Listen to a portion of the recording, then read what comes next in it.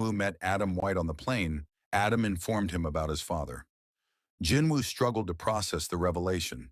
His father, missing for 10 years, had somehow returned as a monster. The thought deeply unsettled him. Fast forward a few days, the list of guilds invited to the conference was released, and the name of the Ajin Guild was among those invited to attend. Shortly afterward, a press conference was held in Korea regarding the Ajin Guild. Some reporters asked Hunter Choi Jong-in about his thoughts on the matter. He told the press, "The American Hunters Bureau has made an obvious decision. As someone who has witnessed Jinwoo's skills firsthand during several incidents, including the Jeju Island raid, I can confidently say the Ajin Guild could be compared to any guild in the world, and its strength would be second to none." When asked whether, from the perspective of the Hunters Guild, which has represented Korea every year at the guild conference, he was unhappy about this, Choi replied, "Of course, I'm disappointed that I won't be able to travel to the US, but I feel more proud than disappointed. A hunter has appeared in Korea whom I can place my faith in without hesitation during times of hopelessness against monsters." He added, "My guild members and I were actually saved by Hunter Sung Jinwoo in the past, so I am genuinely proud that he was selected to represent Korea." While walking toward his car, Choi was stopped by a guild member who informed him that they had successfully reserved the gate in Suseodong that spawned that morning. "It's an A-rank gate, but the readings aren't particularly high," the member said. Choi asked, "Did the Ajin Guild request a reservation this time?" The man replied, "No, they've been a little too quiet lately."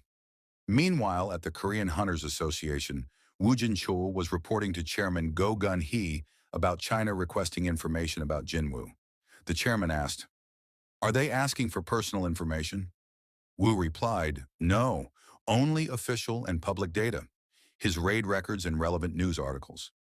Chairman Go wondered why China was suddenly interested in Jinwoo, especially since he had already made it clear that he wasn't interested in being scouted by another country.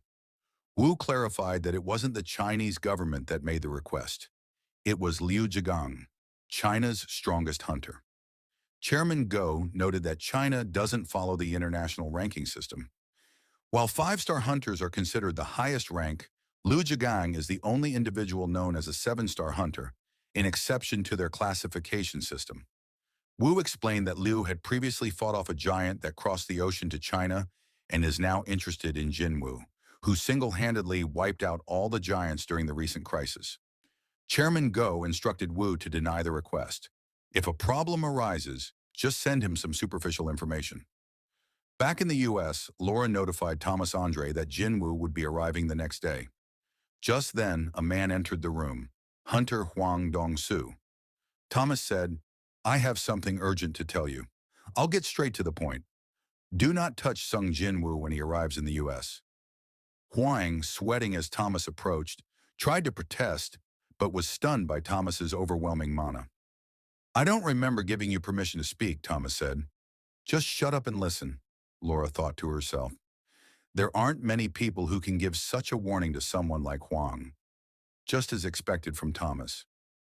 Despite the warning, Hwang's obsession with his prey was nearly on par with Thomas's authority. Thomas warned, "Under any circumstances, do not touch Hunter Sung Jinwoo. Go and take a vacation at the guild resort while the conference is going on." As Hwang left, Laura asked Thomas if letting him go was a good idea. He replied, "There's no way he's given up yet. Keep a close eye on him until Jinwoo leaves the US." Laura asked, "Do you think he'll listen?" Thomas responded, "I'm sure he'd rather be uncomfortable than dead." Fast forward to the US, where all the major guilds have gathered for the International Guild Conference. Two men walk toward the building, surrounded by the press. It's Leonard Nierman, representative of Germany's Richter Guild, alongside the guild's vice master. Leonard asks about all the reporters and why so many have gathered this year. The vice master informs him that the Korean hunter everyone's been talking about is supposedly arriving today, so all these reporters are here for him. As they look to the side, they see Sung Jinwoo, accompanied by Yoo Jin-ho and Chief Woo Jin-chul. Leonard wonders if they should introduce themselves. There's nothing to lose by getting acquainted with a strong hunter. But as Leonard approaches, his expression changes. He's left stunned, The Vice Master asks if everything is okay. Leonard responds, "Can't you see what I'm seeing?" He realizes that Jinwoo doesn't summon creatures from another dimension. They're with him, constantly surrounding him. With those numbers, he mutters, "I'd believe it if someone said he came to wage war against the US." Jinwoo notices Leonard staring and tells Jinho, "There's some foreigner who's been staring at me for a while." Jinho replies, "With all the airtime you've gotten on the news, I'm sure you have quite a few fans. He probably just wants an autograph." Jinho then teases Woo Jinchul, asking why he's accompanying them. Looking depressed, Woo replies that he was assigned the task of protecting Hunter Jinwoo. Jinho moves closer, teasing, "What was that?" Woo stammers, "Protecting Hunter Jinwoo." As they joke, Jinwoo notices someone approaching to greet them. It's Adam White, who says, "We've been waiting for you." Jinwoo asks, "Aren't you supposed to be in Asia since you're in charge of the Bureau's branch there?"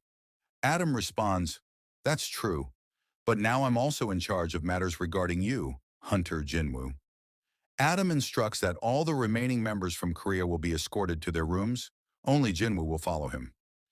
Jinwoo tells Jinho to go to the hotel with Chief Woo. After they leave, Adam asks Jinwoo to follow him. Jinwoo, now serious, asks, "Is this about my father?" Adam, sweating, replies, "It's nothing that will harm you. The U.S. Hunters Bureau regards you very highly." As they leave, Jinwoo asks, "Can't you tell me what this is about?" Adam says, "Some matters are classified as top secret." In the car, Jinwoo asks where they're going. Adam answers, "To the Hunters Bureau headquarters." He explains that they're under heavy pressure after the death of Christopher Reed, a national-level hunter and one of the pillars of America's combat power. Though the public remains unaware, the Bureau is desperate to fill the gap his death left behind.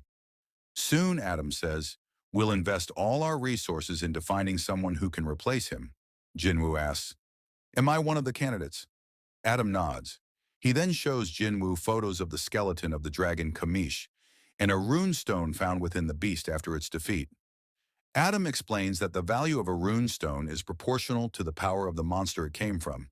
He recounts the horror of the raid involving Kamish, humanity's greatest calamity, a nightmare that people have tried to forget. From the corpse of that dragon, the Bureau extracted a rune stone, and they're looking for someone worthy of wielding it. Adam asks, "What do you think of our latest proposition?" Jinwoo looks over the photos, then says, "Go back. I want to see the previous photo." Adam asks, "You mean Kamish's corpse?" Jinwoo questions, "Has the U.S. been keeping the monster's body intact?" Adam confirms that they have. Jinwoo then asks for the location of the facility storing the remains and tells Adam to take him there first. Surprised, Adam asks for a reason. Jinwoo answers, "I've given the Hunters Bureau my time without any complaints. I'm sure this isn't too much to ask." Adam admits he doesn't know the exact location, but says, "If it's a request from you, I don't think it'll be too hard to gain permission from the authorities." He adds, "I'll have to make a report first, so would you mind waiting a moment?" Jinwoo replies, "If we're going to wait, let's wait together," and tells Adam, "I'm coming with you." Fast forward to director David Brennan, who asks Adam White, "Is Jinwoo really in this building right now?" David wonders if Jinwoo is interested in their offer of the runestone. Adam replies that the runestone was barely mentioned throughout the day. David then asks, is he really only interested in seeing the corpse of the monster and not the runestone? After some thought, he turns to Michael Connor, the deputy director, and asks for his opinion. Michael explains that the value of a skill is unimaginable. Top hunters spend enormous sums to acquire the right runestones, so it's possible that seeing the corpse is more valuable to Jinwoo than gaining a new skill. David questions, does his ability only work on monsters he personally kills? A chilling possibility strikes Michael. What if he can even turn creatures into his shadow soldiers without killing them himself? They both realize that Jinwoo may be planning to turn Kamish into his summon. Alarmed, David stands up. If that's the case, I can't allow it. No individual should be allowed that kind of power. Michael warns, if we deny his request, it could strain our relationship with him. After some thought, David agrees to take Jinwoo to the facility himself. This could be an opportunity to observe his ability firsthand. As they ride the elevator down to the restricted facility, David says to Jinwoo, I'd prefer to sit down and discuss things more thoroughly, but is this how you'd like to proceed? Upon arriving, Jinwoo senses something. There's still magic energy in the air. For it to remain after 8 years, how powerful would this shadow be if I succeeded? Standing before the massive corpse, David explains, we preserved Kamish exactly as he was after being taken down by 5 national-level hunters. Before that, he had slaughtered hundreds of elite hunters. The energy powering the Hunter Bureau HQ comes from Kamish's mana crystal. David then asks, are you satisfied now? Jinwoo steps forward and asks everyone to stand back. David, watching closely, tells the others not to interfere. Let's just observe. Jinwoo uses shadow extraction, but a message appears. Shadow extraction failed. He tries again. This time, black mist floods the room as the bones of the dragon begin to tremble. A spectral form begins to rise. A massive shadow, Degray, the beast, emerges from Kamish's remains, and the room starts to collapse under the released energy. The being speaks. Are you the one who summoned me? King of the dead, Shadow Monarch. Panic sets in among the Bureau staff as they witness Kamish seemingly resurrected. The dragon turns feral. Humans. I will kill them all. It begins to shatter the reinforced glass of its containment.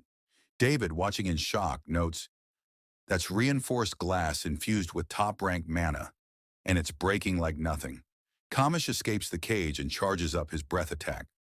David yells, it's Kamish's breath! There's nowhere we can run. Before the dragon can unleash destruction, Jinwoo calmly orders it to stop. The mana crystal embedded in your head is long gone. You no longer have to follow the ruler's commands. Everyone is stunned as they realize Jinwoo is speaking the language of monsters. Kamish pauses, then responds. So this is what it feels like, to become the subject of the Shadow Monarch.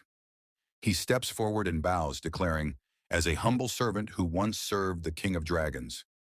I greet you, my new king. Jinwoo asks, did you really serve the King of Dragons? Kamish replies, yes, I served the King of Mad Dragons, the Monarch of Destruction. Seeing the creature, Jinwoo thinks to himself, such overwhelming rage. To think that a shadow soldier could possess such a strong, independent ego. It surpasses that of any monster I've encountered so far. There's no doubt, he was an incredible being. Meanwhile, the people behind them are stunned to see Kamish wagging its tail like a loyal pet before Jinwoo. Jinwoo continues thinking, there's the King of the Dead, the Shadow Monarch, the King of Giants, the Monarch of the Beginning. Kamish must have been another of the 9 monarchs that the system showed me. As he's deep in thought, he suddenly notices Kamish beginning to disintegrate. Kamish tells him, it seems our meeting came too late. Too much time has passed since I was killed. Panicked, Jinwoo tries to call upon the system to stop the process, but it's no use. In his final moments, Kamish says, I envy your soldiers, who get to serve you for eternity. He then offers a final warning. Humans have borrowed the strength of the rulers. Be wary of them, my lord. Kamish's massive skeleton then collapses to the ground, followed by a system notification. Shadow extraction has failed. Jinwoo turns to Adam White and says, please inform Director Brennan that I'm truly sorry. I'll cover all the damage expenses. As he walks away, the agents are startled by a loud crash. Jinwoo, frustrated, had smashed the metal door with a single punch. Later, we see Woo Jinchul asking Jinwoo where he's been, saying he couldn't reach him. Jinwoo replies, I was somewhere no calls could get through temporarily. Woo then asks if he met up with Jinho, and Jinwoo looks confused. Woo explains, he left as soon as he got your message, asking to meet you at the Hunter Bureau headquarters. Jinwoo replies, I never sent him a message. I just came from there. He then asks Adam White if he knows anything about this. Adam responds, his name isn't on the visitor log at the Hunter Bureau. Shocked, Woo says, that can't be. A hunter from the Scavenger Guild personally came to pick him up 2 hours ago. Adam, concerned, says, the Scavenger Guild does have a close relationship with us, but they don't have the authority to act on our behalf. I'll call them directly. Jinwoo thinks to himself, Why do I have such a bad feeling about this? Laura, a staff member from the Scavenger Guild, answers the call. When Adam asks about the person who picked up the Vice Guild Master of the Jinwoo Guild, Laura realizes something's wrong. She then asks, is Hunter Sung Jinwoo aware of the situation? White tells her he doesn't know yet, but his companion inquired about Jinho while he was at the Hunter Bureau. She replies, we shall get to the bottom of this as quickly as possible. After the call, White tells Jinwoo that the Scavenger Guild said they're looking into it and will be in touch soon. But as he looks back, Sung Jinwoo is nowhere to be seen. We then see Jinwoo moving through the city, searching for Yu Jinho, thinking, I was careless. I didn't place a shadow on Jinho after using Shadow Exchange to save Chairman Yu Myung-han at the hospital. Remembering the incident with his sister, he worries, what if something similar happens again? He stops to summon all his shadows and instructs them to find Jinho. The shadows begin spreading out across the city in search. Meanwhile, several men are seen lying unconscious, beaten up by someone. It's Thomas Andre interrogating them to find Hwang Dong-su's location. He tells his men, he's really done it now, and orders them to find Hwang before Jinwoo does. At an abandoned building, Hwang Dong-su stands over a badly beaten Yu Jinho, who is bleeding from his mouth. Back in the city, Jinwoo stands atop a building, using his shadows to eavesdrop on conversations and search for Jinho's location. He wonders if they've left the city thinking, Jinho is a combat-type D-rank hunter. Normal people couldn't overpower him, even in a group. The only clue left is the involvement of the Scavenger Guild. Jinwoo suspects Hwang Dong-su, the younger brother of Hwang Dong-suk, who must have been waiting for them to enter America to uncover the truth about his brother's death. Since only Jinwoo and Jinho survived that dungeon, Hwang likely assumes they were responsible. With rage in his eyes, Jinwoo says, if anything happens to Jinho. Back at the Scavenger Guild headquarters, someone informs Thomas Andre they've been unable to track down Hwang. Thomas wonders if Hwang truly isn't afraid of death, noting that Hwang is an S-rank hunter and should know the vast difference in power between himself and Jinwoo. The fact that Hwang still did something so reckless likely means he expects Thomas to protect him. Thomas calls Laura thinking, maybe I've been too lenient with my hunters. He asks how things are on her end. She tells him with help from the Hunter Bureau, they've analyzed Hwang's movement patterns over the past month. There were 3 instances where he strayed from his usual activity zones. Thomas instructs her to dispatch all available members to those locations, saying he'll join them personally. He asks, how did you get the Hunter Bureau to cooperate? Laura replies, I told them that if we don't find him soon, you and Sung Jinwoo may clash. Meanwhile, the agents of the Hunter Bureau are panicking after discovering that all the members of the Scavenger Guild are on the move. Agent White informs Director David Brennan that the Guild has canceled all scheduled raids and mobilized all of its hunters. David thinks if the entire Scavenger Guild is on the move, then Thomas Andre must be behind this. This might be bigger than we think. The scene shifts to an abandoned factory where Hwang Dong-su, along with several men, is interrogating Yu Jinho. One of them asks Hwang if he's sure this is okay. Hwang replies, I'm not planning on doing anything to him. There's just one thing I want to know. He explains that Thomas Andre warned him not to touch Sung Jinwoo, but he never intended to go after Jinwoo directly. There was one more person who could give me answers, he says. There's just one thing I want to hear. That hunter Sung Jinwoo killed my brother. He punches Jinho, demanding he wake up. Another man comments, he's pretty durable. I guess he's a tank after all. Any normal human would be dead by now. Hwang slams Jinho's head into the wall. Your courage is commendable, he says, but your stubbornness won't earn you forgiveness. I don't want to kill you. The guy behind me is a decent healer. He'll save you whenever you're on the brink of death, which means until you tell me what I want to know, you'll be tortured here forever, he adds. This factory's been abandoned for over 5 years. No one's coming to save you, no matter how much you scream. He then asks, want to talk now? Jinho tries to say something. Hwang leans in and asks, what are you saying? Then he sees Jinho flipping him off. Enraged, Hwang slams Jinho into a pillar. A man in the back warns Hwang to be careful, or he might kill him. Hwang simply says, let's continue the interrogation. The man asks, haven't you found out enough? But Huang replies, I'm just getting started. Jinho, in a daze, sees a vision of Huang's brother. Before he can react, Huang notices something. He looks over and sees a shadow soldier standing silently. Taking off his jacket, Huang asks, is there a dungeon break nearby? Where did that orc come from?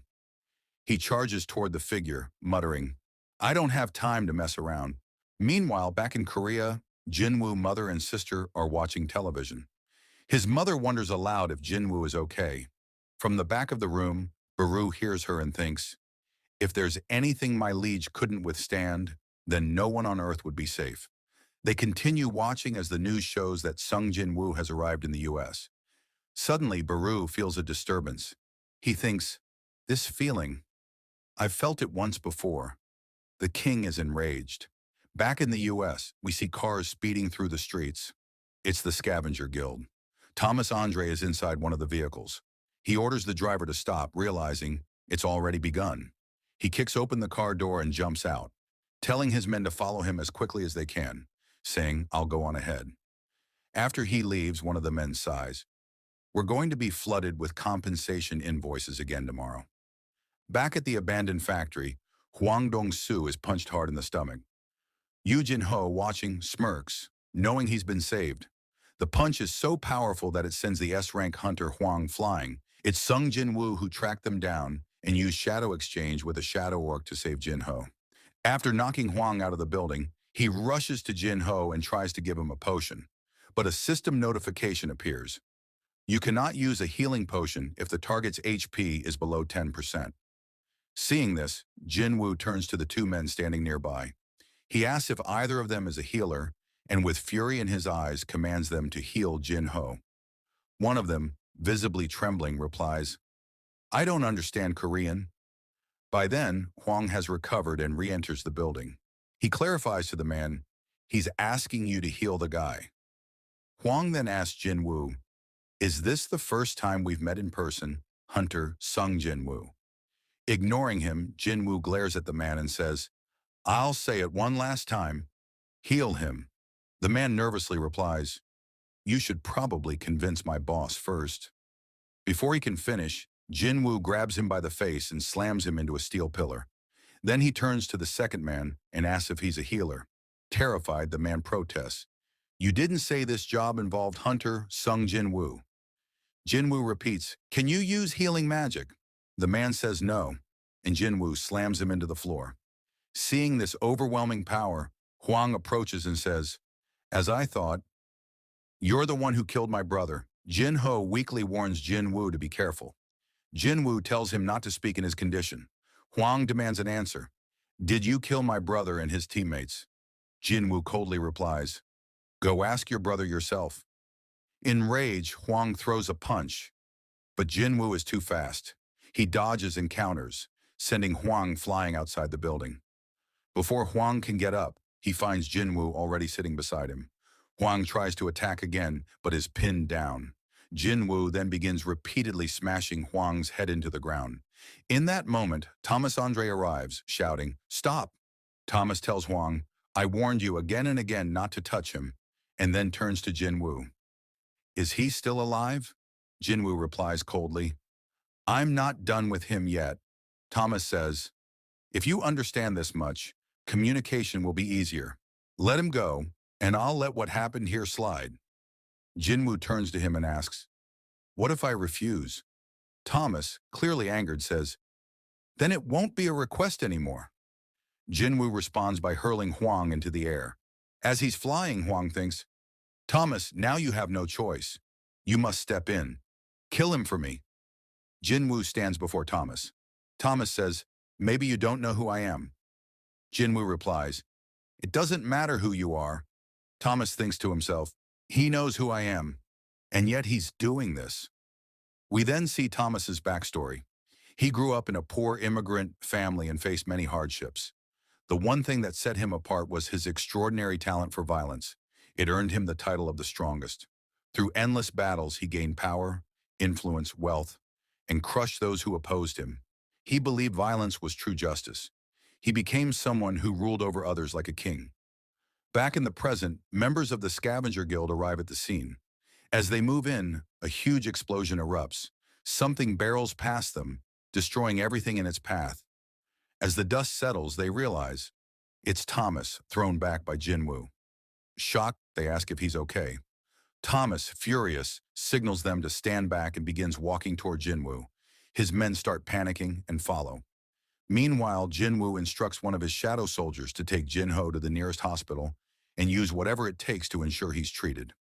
After securing Jinho's safety, Jinwoo turns his full attention to Thomas Andre and the rest of the Scavenger Guild. He summons his army of shadow soldiers, ready to take on the entire guild. The episode ends here. Thank you so much for watching. I really appreciate it. If you haven't subscribed yet, please consider subscribing. Thanks again for your support, and I'll see you next time.